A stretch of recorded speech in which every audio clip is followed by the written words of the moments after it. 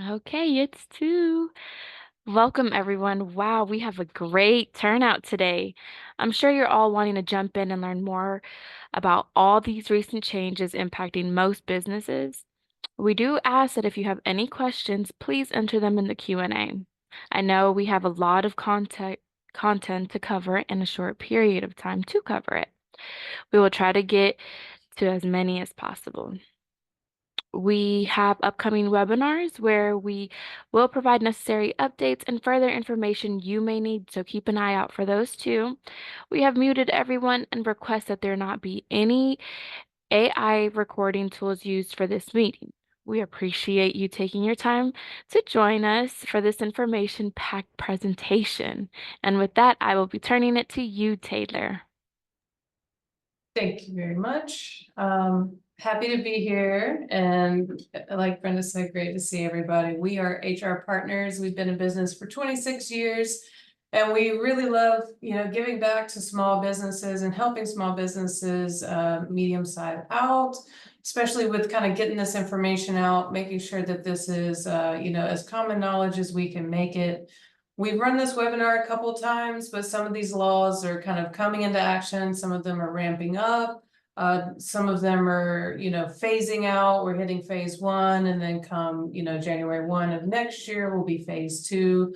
So just some things that we think are really important that we want to make sure that everyone knows about, some best practices so that you're kind of looking in the right places for information and are prepared to make the pivots upcoming. So with that, I'm going to go ahead and share my screen. And we're going to go ahead and jump to the presentation. We really appreciate you all being here, and I am going to turn off my video and roll.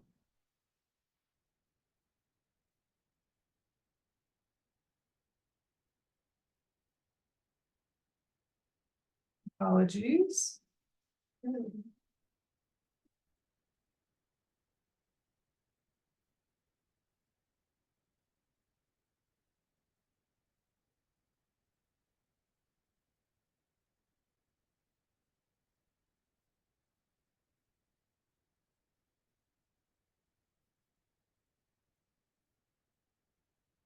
There we are.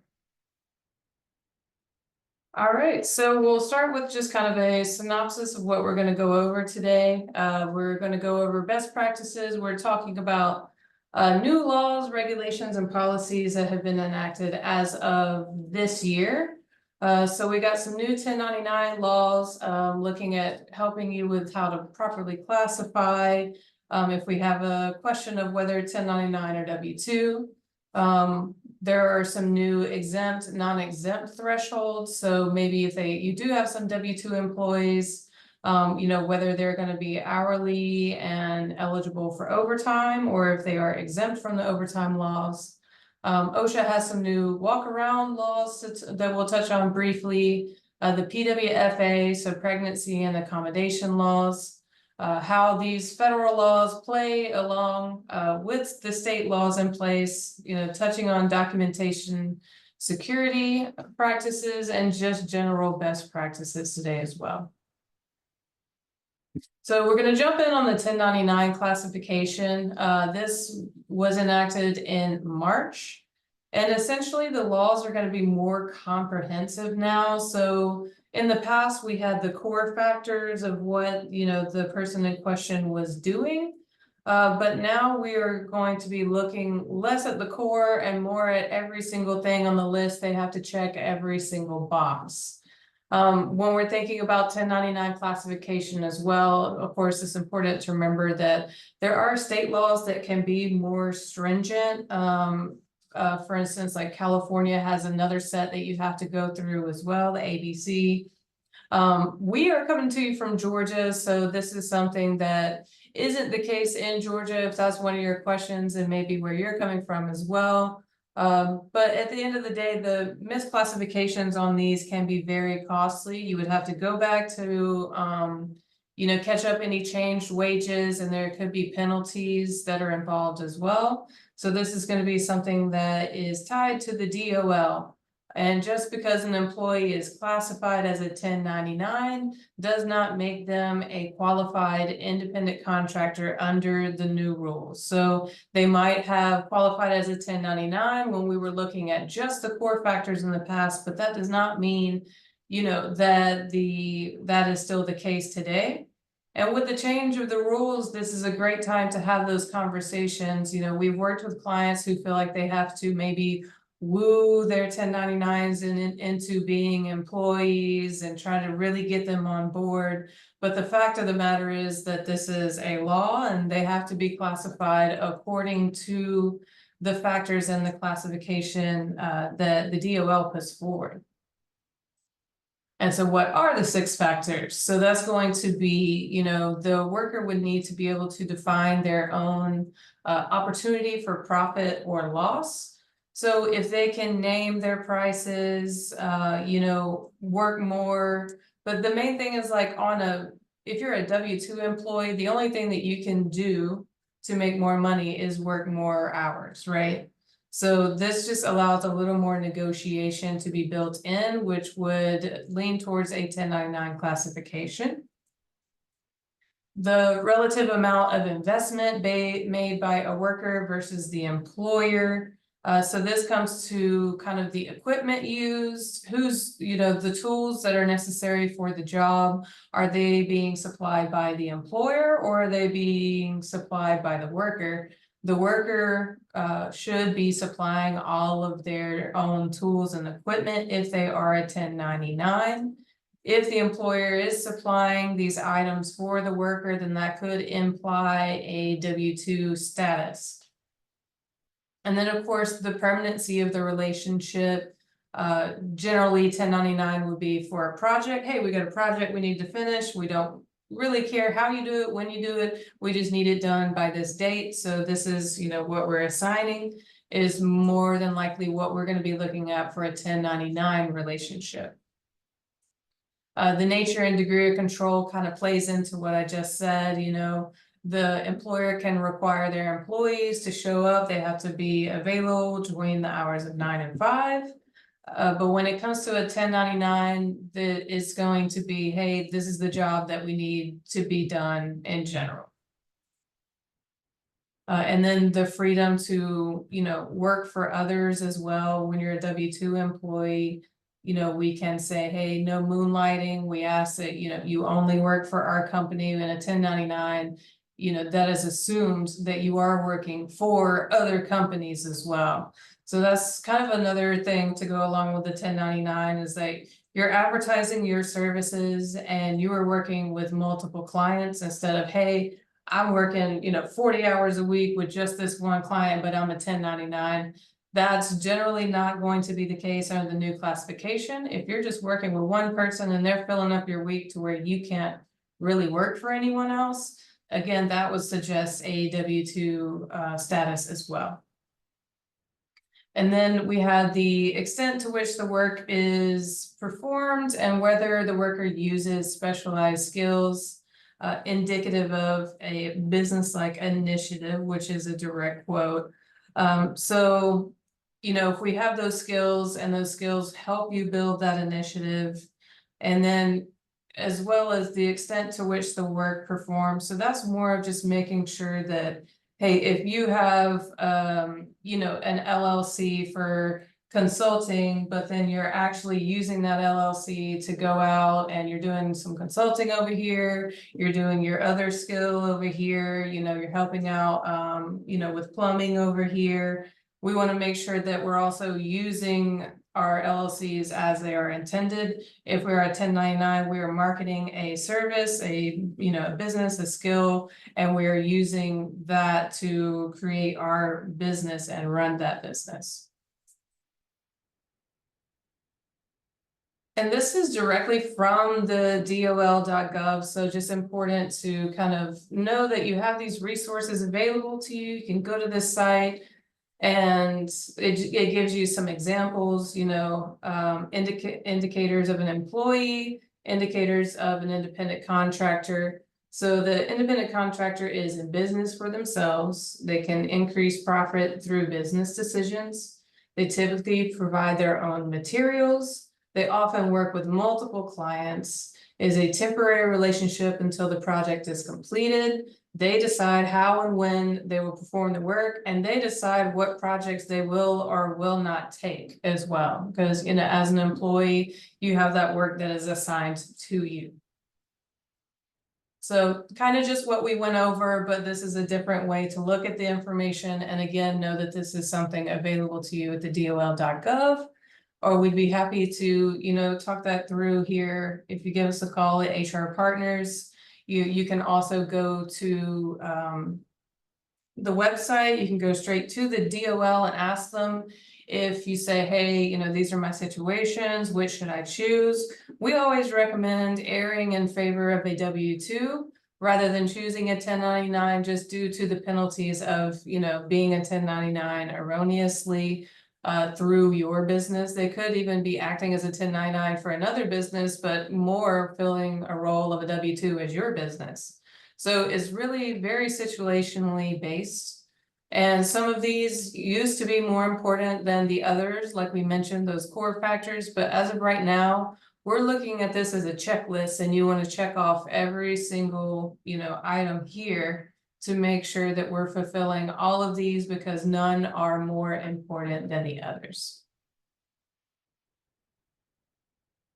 And so now we're going to talk about classification of W-2 employees and the changes that are coming up. We wanted to have this webinar one last time just to make sure this reached everyone, because this is as of July 1st of this year. The pay threshold in order to be eligible for the overtime exemption has moved. In the past, it was 35,000. And now it is moving up to 43 as of July 1st. And as of January 1st of next year, it will be 58,000 and change. And so what this means is that you may have an exempt employee that was, that was making above the $35,000 threshold in the past. And so that was something that allowed them, based on their work duties and based on their pay, they were eligible to be exempt, and so they could be a salary employee. So we use an example of someone who's making $40,000, maybe a bank teller making $40,000. They don't, or a bank manager, excuse me, because they do have those duties that would allow them to be exempt, right, from the overtime. But as of July 1, we're looking at this individual saying that makes $40,000 and is currently exempt, and saying, okay, so we either need to raise this person's pay to $43,888 and keep them exempt, or we leave their pay at $40,000 and make them non-exempt because they no longer qualify for the exemption. And so, keeping in mind, if you are an exempt employee, that means that you are salary and you are not eligible for overtime. And if you are a non-exempt employee, that means that you are an hourly employee. You are eligible for any hours worked in excess of 40 in one single work week. And generally, you have to log your hours via a timekeeping system. So thinking through, these individuals is going to be a very individualized basis, right? Because if you're looking at an employee who's saying, hey, are we going to pay them $4,000 more a year? But because they work a lot of overtime, if we pay them $4,000, then I think that would kind of work out best for the company. But if they don't work a lot of overtime, then it could be, more effective to make them non-exempt and just have them start logging their hours. And so again, these are going to be things that we want to look at on a situational basis, things that make sense with your company, because this is a federal law, so it does affect everyone. Small businesses a lot, arguably heftier than other. And then especially when you see this jump, that's coming up on January 1st as well. So that's jumping up to $58,656. And so essentially, if you have an employee, come next year that makes less than 58,000, $656, they will need to be classified as non-exempt because they won't be able to be classified as exempt. So best to act now for these changes. The July 1 just passed us by, but we do need to kind of get our plans in order, make sure that we're ready for January 1st. Make sure that we're having, documentation that the employee understands that they are, either receiving an increase or they are changing to a non-exempt employee and will need to be clocked in. Making sure that you have a timekeeping system with payroll integrated that just feeds right into payroll is very important as well. Making sure that we're, taking that data entry out, that room for error, items like that. But this is huge as far as, the implications, and we haven't seen, large jumps like this in a really long time. So this is like truly something to look at and make sure we're considering going forward. And always remember, something is, we could have misclassified these employees in the past as well. So there are checklists to make sure that their duties actually qualify them to be an exempt employee in the first place. And then we have these thresholds as far as pay that we need to look at secondarily. And then we have OSHA walk-around rules. So this is going to touch some industries more than other, but as of May 31st, OSHA's new walk-around rule will allow employees and the employer to authorize a representative to accompany the OSHA compliance officer as they're walking around. The real implications of this is that the representative doesn't have to be an employee of the company. They have to be quote unquote reasonably necessary to assist with an inspection, although they don't really define what reasonably necessary is. So the laws are kind of nebulous right now, but the real implications are that this opens the doors to a union representative that is not an employee of the company to gain access via this OSHA walk around. So kind of a lot of talks, on around this and kind of what it means. This is kind of what we took as something boiling it down, understanding that we want to make sure that if someone is authorized, that we have really looked into the situation if there is an OSHA compliance walk around. And then we have the Pregnant Workers Fairness Act, and this is a big one as well. It's going to affect employers with 15 employees or more. And so that's going to be a lot of us, honestly, and this is going to be some things we'll go through, how it's communicated, but there are going to be some reasonable accommodations that we're going to have to consider going forward and making sure that we're having the conversations with the employees and having them the correct way. So essentially, if you have at least 15 employees or more, you will be required to make accommodations if someone makes that request and it is in relation to pregnancy, childbirth, or related medical conditions. Reasonable accommodations are changes in the work environment or the way that things are usually done at work. We'll definitely go into some examples of those, but just kind of making things work for this employee if they make this request because it is related to pregnancy, childbirth, or anything kind of in that line. Generally, in order to hear about this, the burden is on the employee to raise a need for the accommodation, and the employer must respond. Again, there are, definitely some state-specific laws to consider as well. Here in Georgia, we're actually a progressive state on this and passed a pregnancy act that included lactation breaks that need to be paid for.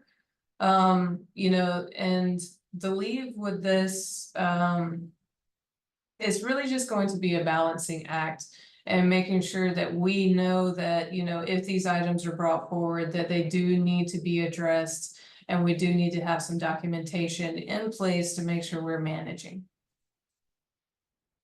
And so I have here, this is directly from the EEOC website. So again, we're talking about, a lot of these laws that we're talking about today are going to be on the federal level. But this is something that is on the EEOC website, and it is letting, someone know what to do if they need to request an accommodation. So I think it's important that we understand what is being communicated to our employees so that we have a full understanding of kind of how to manage these situations. So the potential employees is recommended to talk to your employer, your manager, human resources, or person designated in policy. We want to explain that because of a physical or mental condition related to pregnancy, childbirth, or a medical condition that's related, you need a change. And then you'll see here it says covered employers must provide a reasonable accommodation unless it will do them, cause an undue hardship. So the employee is asked to share with their employer what barriers you're facing and provide ideas for what could help you do your job. And then number 4, it says, if your employee says no, provide information, tell your employer about the EEOC's website, reach out to the EEOC that can help you decide on the next steps. So again, this is important, just to make sure that if your knee-jerk reaction is to say no, and they're reading this flyer, it tells them to reach out to the EEOC. So we want to make sure that we're being aware and understanding and having an understanding of the laws, as well as being aware to make sure that we handle these situations correctly. You do want to make sure, as is shown on this poster, that we ask them, what they think will help, what their ideas are. Because it says, we must provide a reasonable accommodation, and we can offer alternatives as long as they are reasonable, but important to kind of know what it is. Let the employee tell you as a place to kind of start this conversation on what is it that we can, provide you an accommodation for, what is it we can make work for you.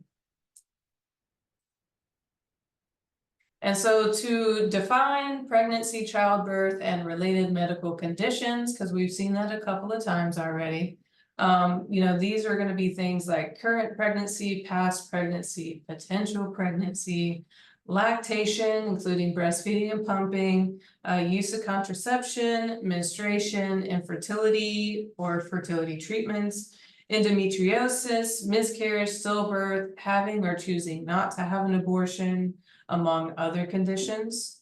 Related medical conditions would be new and mental conditions originating during pregnancy and pre-existing conditions that are exacerbated by pregnancy or childbirth. So there is an extensive list, all of this comes from the EEOC. So, thinking that the EEOC lists migraines, morning sickness, this could be involving appointments that they have to go to, for their fertility treatments, contraception, so like if you have to get an IUD put in, if there's any recovery or complications that come from that, abortion, if there's complications that come from that. So a lot of different ways that this can go, because there's a lot involved, honestly. And so to further define these, they're called limitations because they need to be temporary in nature. So meaning that the employee can perform these functions in the near future. So saying, hey, I can't do X part of my job, I will be able to do it in the near future because this is just a temporary limitation due to pregnancy, etc. And I have in the near future in quotes here, because that is how the EEOC has defined it. There is no, okay, so you're pregnant, so you get 90 days of protection. There is no way that the EEOC committed to an actual number or an actual time frame on this. So we want to be careful if we're, trying to say, hey, well, this is a normal childbirth, or this is a normal situation, or my cousin went through this and it only lasted a week. I think it's just very important to make sure that we understand that this time frame is not defined, and so we don't want to apply one erroneously. And if they aren't eligible, for FMLA or state leave, then we're gonna approach this as an accommodation question. So you might have FMLA right now if you're above that 50 employee threshold, or you might have, state leave, that could apply depending on what state you're in. So for those instances, the greater rights law applies. So we're gonna look at this, look at what they're asking for, and give them the greatest rights that are available to them based on all of these things for which it may apply. If leave is the option that we find, as part of the Pregnant Workers Fairness Act, if leave is the best option, if that's what the employee comes with, and that's what we agree is a reasonable accommodation, then job protection is included. So it still would operate in a similar fashion of FMLA to make sure that you have your job protected during that time.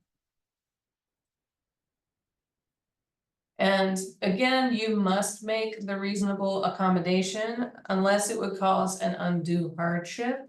And then you would have to make sure that you have documentation for that undue hardship.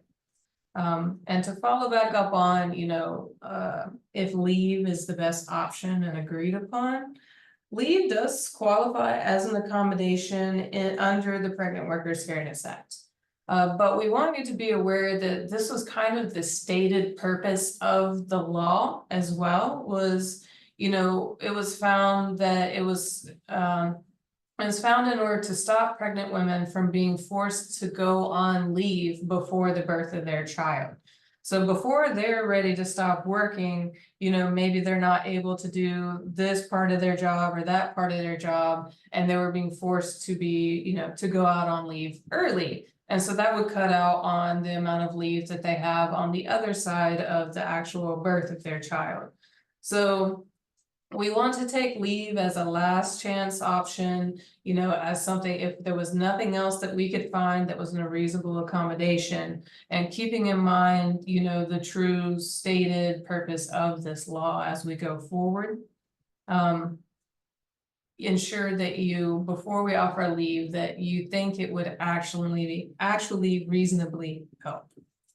And if you do want to claim an undue hardship, like I said, you have to make sure that you have your ducks in a row, make sure that you have that documentation. We would always recommend speaking with a labor attorney to confirm in this case, because the employer has the burden of proof for the difficulty or expense.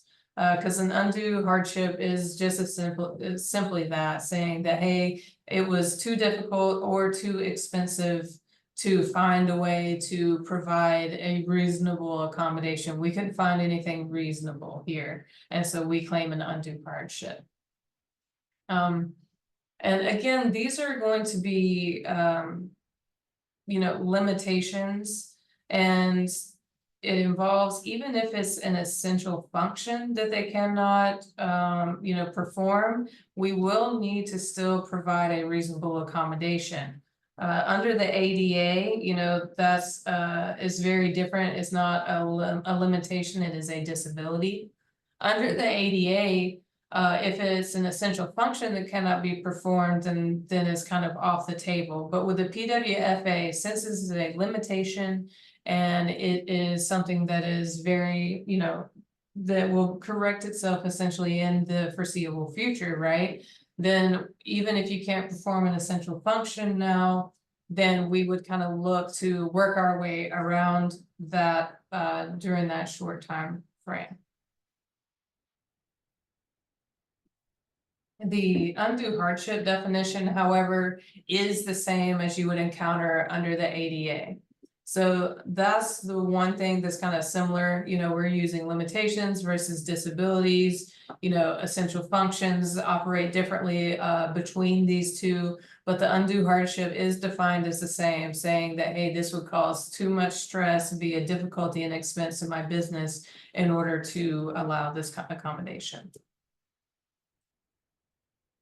And then some sample accommodations here are going to be provided. So we have the first couple here bolded.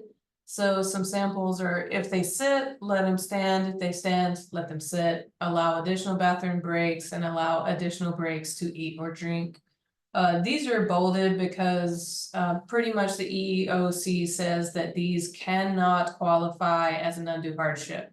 So pretty much just give these. These are a give me. If they ask for this, just say yes and kind of move along.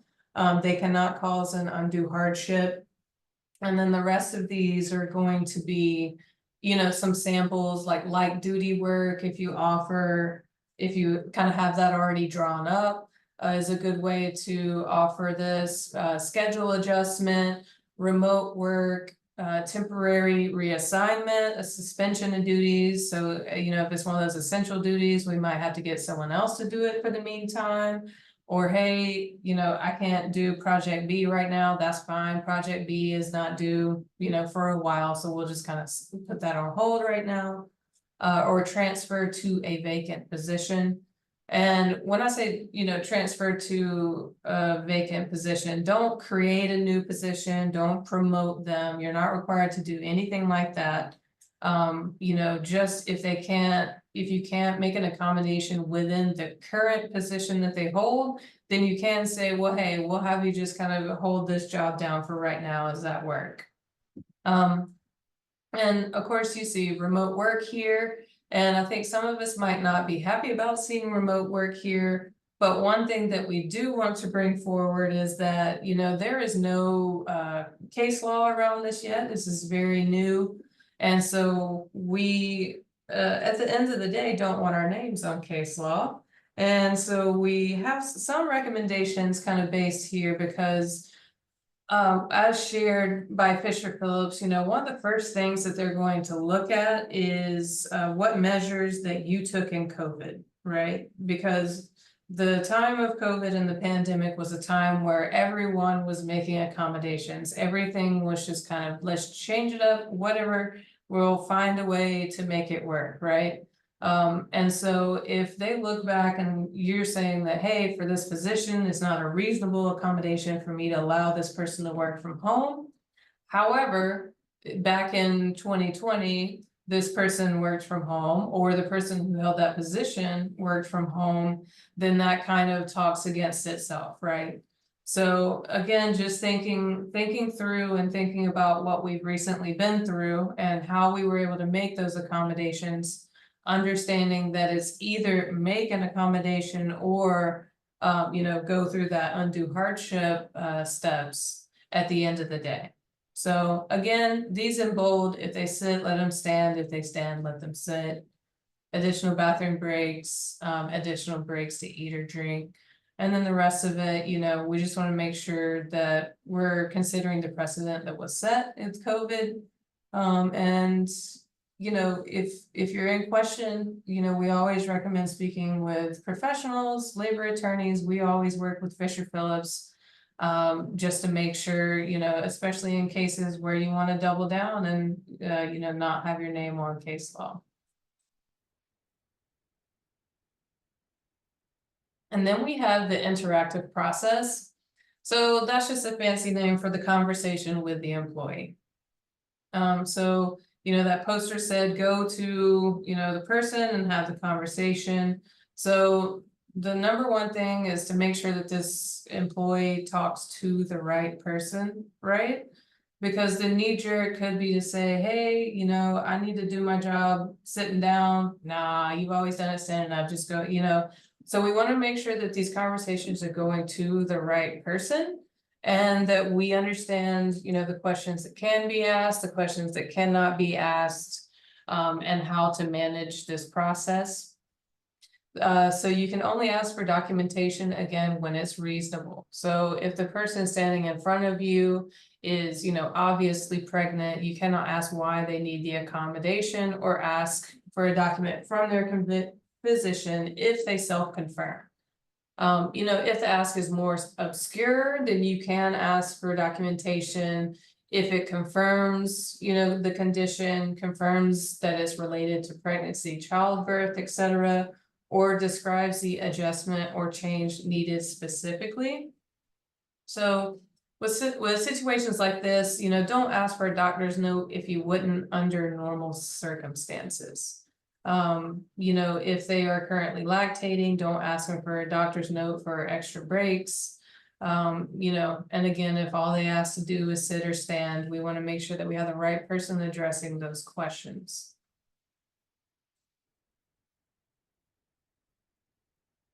And then, one thing that will help if we're talking about kind of the undue hardship side is a written job description that's prepared before advertising or interviewing a job.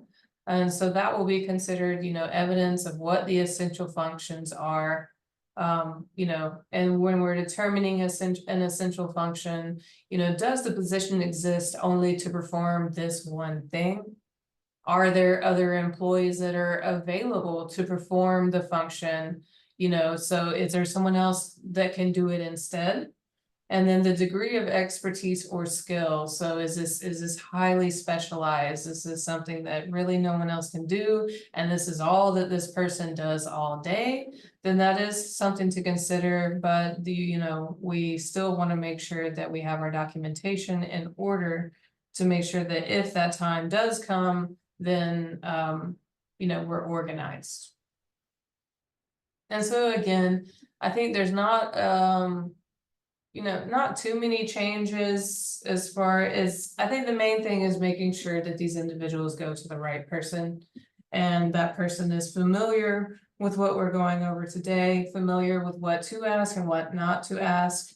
And you can go straight to the EEOC website and kind of see a lot of what we went over today. But making sure that there's an understanding of, you do have to offer the accommodation, or you do have to apply for the undue hardship. All right, and now we're moving on to the non-competes. As of August this year, all non-competes will no longer be enforceable. So as of August, you will not be able to enter into a non-compete agreement. Any current ones are void, and you as an employer are required to let everyone know, that they are no longer subject to any non-competes in place. Senior executive positions are going to be exempted from this, and we have here that it is going to be challenged in court. We don't know how this is going to play out, to be frank, but as of right now, come next month, there's going to be, we might want to stop non-compete agreements, and we want to get in order and at least understand who all is under a non-compete with the company right now. So I think mainly right now is kind of making sure that we understand who would we need to reach out to if this, does kind of end up coming down, and let us know that, hey, it's time, we need to reach out to everybody and let them know they're no longer subject to any non-competes. We want to make sure that we're kind of amending our documents going into August. We can still have, non-disclosure, non-recruitment, etc. So it's just kind of the non-compete factor that is being looked at right now. When we're looking at the notice, again, it needs to be clear, conspicuous, and identify the person. So not, hello, everyone, this is no longer valid. We need to write an email to John and say, hi, John, we understand you were under a relationship in the non-compete. It does need to be, in writing, and we really just need to develop a plan, make sure that we understand, make sure that we're kind of ready to go, and make sure that we're making a plan around our trade secrets at the end of the day. Because we do have other restrictive covenants that can help us in a lot of cases as employers, but again, want to make sure that we're considering that if this does go forward, things will be, a bit different, and take stock of what we have in place right now. And then, of course, these laws all play with other laws at different levels, depending on how many employees we have. So just some examples are gonna be here as far as, Title VII, ADA, along with those 15 or more, the PWFA that we've just gone over, COBRA, ADEA. So a lot of examples of just things and different thresholds that maybe I'm only subject to the PWFA right now, but coming up soon, I'd have to think about that, and I would have to think about FMLA, and kind of how that would work together. So, and over last year, the EEOC received more than 81,000 new discrimination charges and obtained over $440 million for victims of employment discrimination. And so that's the EEOC, that's going to be the federal, agency that's over the PWFA that we just kind of went into. So things to think about, this is on their radar, this is in enforcement as of right now. And there are other things that we need to think about playing in tandem. And then, of course, state laws, we have lots of state laws that, will overrule overtime, minimum wage, state paid leave. Many states are now mandating laws on job postings. Pay transparency is the big thing. The non-compete coming at a federal level was a bit of a surprise because this is happening amongst the states as well. Some states consider accrued PTO as earned wages. And so, just thinking through all the different things that we have to think about as far as paid leave, timing of the checks, and how these all might work together. And then there's one other thing too, the right to work and at-will states. I think this is kind of something that gets confused, and just kind of want to add this into the presentation today. But, a right to work state just means that you can choose whether or not to be in a union, and you are not required to join that union if you take a job in that state. And an at-will state is one where we can fire an employee so long as it is legal or the employee is free to leave at any time. So I feel like in the past, we've heard those kind of used interchangeably, but they're very different things. And I think maybe we say right to work and we mean at will, or we say at will and we mean right to work. So always just like kind of drawing that differentiation as much as I can to draw attention.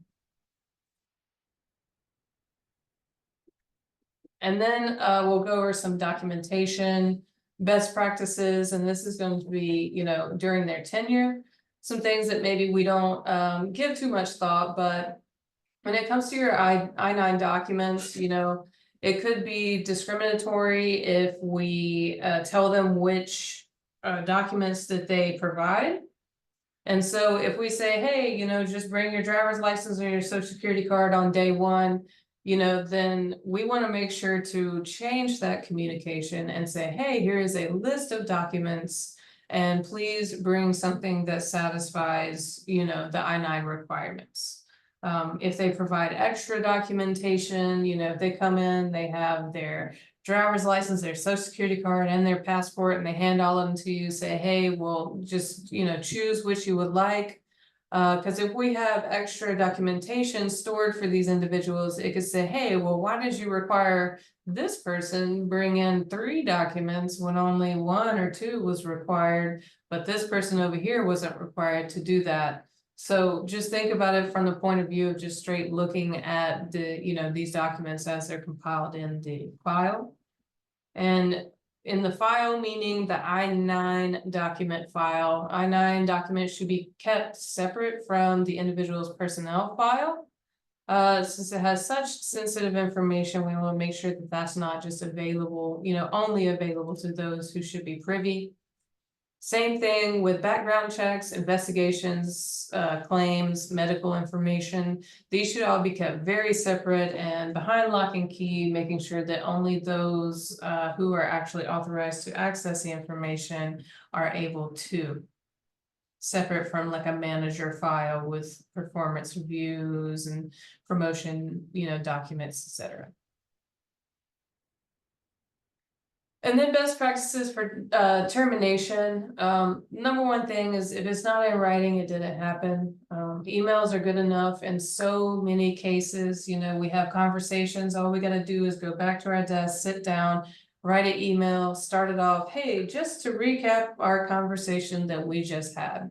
And, you know, get it down, send that email, and that gives, you know, the employee the opportunity to maybe refute or, hey, I saw something differently. I understood something differently from this meeting. Okay, well, that's good that we clarified that, you know, we understood something differently. Maybe let's meet again, you know, in an hour. Do you have time now? Let's get this cleared up today, right? And then go back and sit down once you've clarified and make sure that this is in writing. We want to make sure that, you know, we're looking at terminations as building a case with documentation as your evidence. Thinking about who your audience could be in a worst case scenario, right? Transition agreements can offer solace to an exiting employee and limit client or company liability as well. And then, of course, to kind of go into security, we want to make sure that we're turning off any system accesses promptly. To build on security, we want to make sure that we're considering all the information that we come into contact with, and you know, is it actually stored securely? That's kind of the reason for having the I-9, the medical information and such in those separate files we talked about earlier. You know, these things should be on a need to know basis. If there's no need for you to know their social security number right now, then don't ask them for it right now. Let's get that later down the road, because at the end of the day, the less that you collect, the less that you are responsible for. And this information should not be sent over unsecured emails. We use a lot of encrypted emails, and making sure, you know, talk to your IT, make sure that you know, you understand and are taking care of sensitive information if you're handling that on a regular basis. We want to know, you know, the common scams for your industry, and never change anyone's banking information over email either. That's very important. That's one of our most common scams that we encounter, is someone sending emails saying, hey, I'm Taylor and I need to change my bank account information. Can you change it to this? And it could look like it comes from me, but if you look at the email, it's absolutely, you know, a smorgasbord of letters.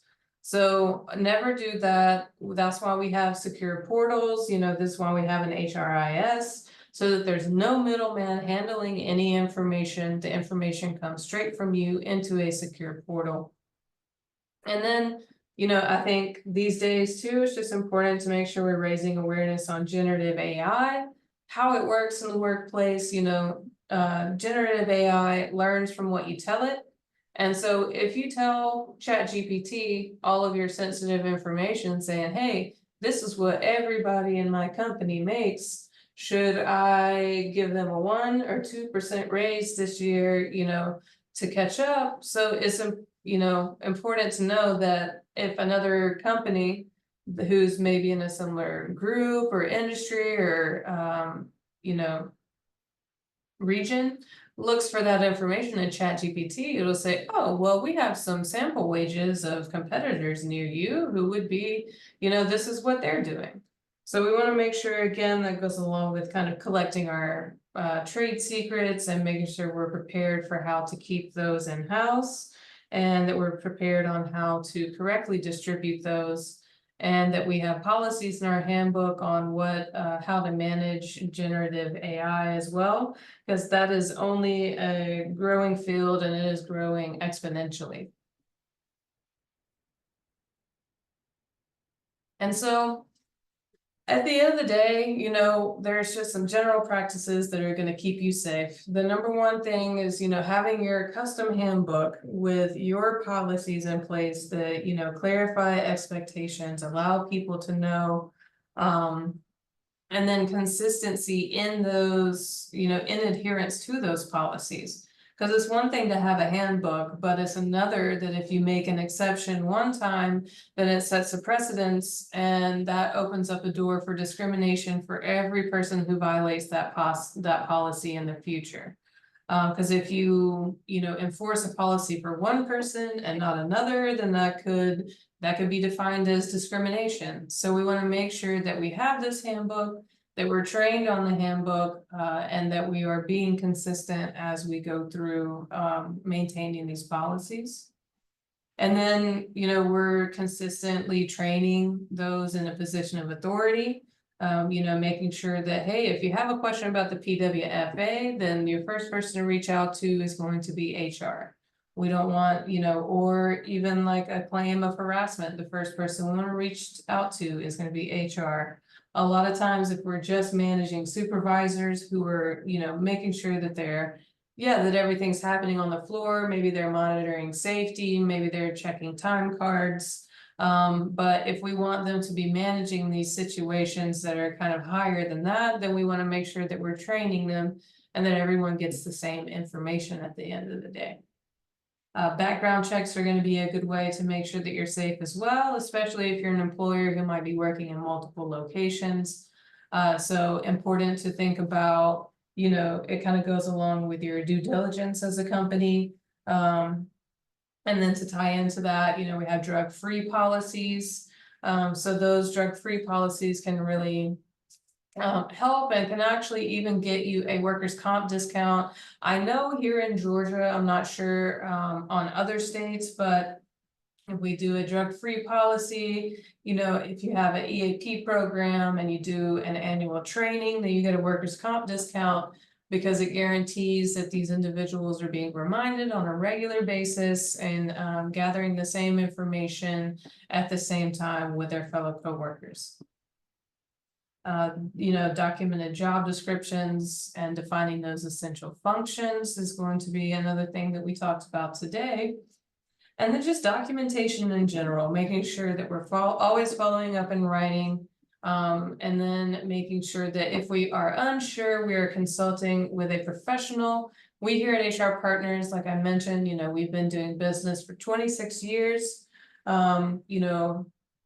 have certifications. We are actually can provide those certification credits on the other side for this presentation today as well. So we take this seriously, but there are times, where this is why we work with Fisher Phillips to make sure that we understand, that there are times where a labor attorney is going to be necessary. And if we're looking at maybe 1099 versus a W-2 and, looking at tens of thousands of dollars of penalties, then hey, that could be worth it, to consult with a professional. So important to know kind of when we are, what we're looking at first and foremost. And that's all we got for you today.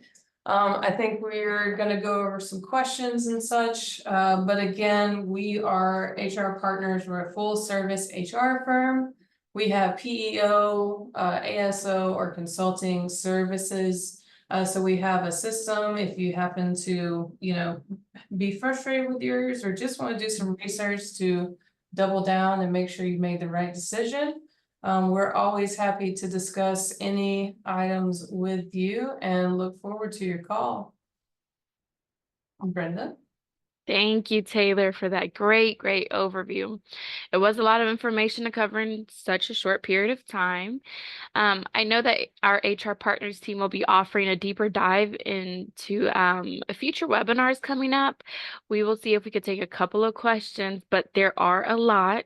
So if we don't get to yours today, then look to participate in our future webinars that break these new laws out and go into a deeper dive. Or we will try to follow up with you next week.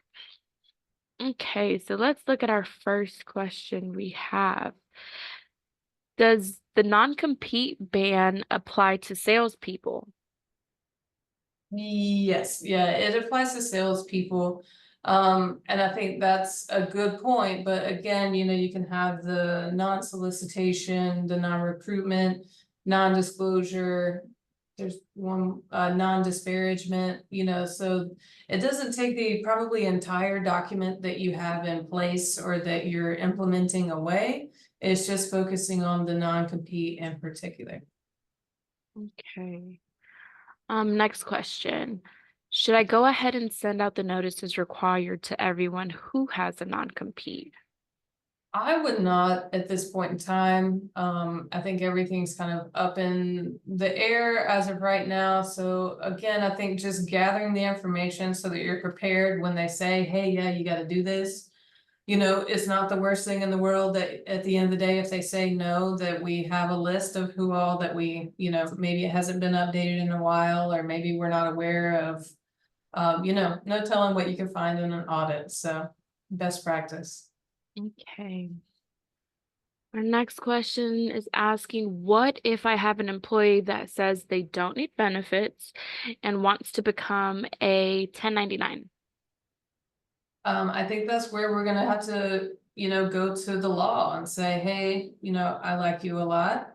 And this isn't anything personal. This is something that, we as a business have to come down and say, hey, we're gonna follow the law. And according to the laws that were passed this year, then you would qualify as, a W-2, I think, in this case. But yeah, just kind of gotta make sure that they understand that it's a law.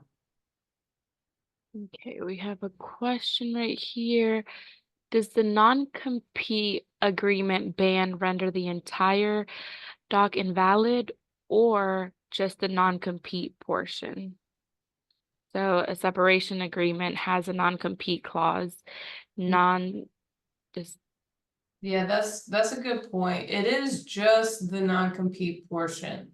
I think you should, amend your documents going forward to not include that as of the date that, everything's in place. But we would, as far as I understand, kind of the email needs to say, hey, your non-compete is no longer valid. Everything else in the document stands. So the document would still remain valid because the other ones are still, allowed. okay. Another question we have here is what if the 1099 provides their own laptop?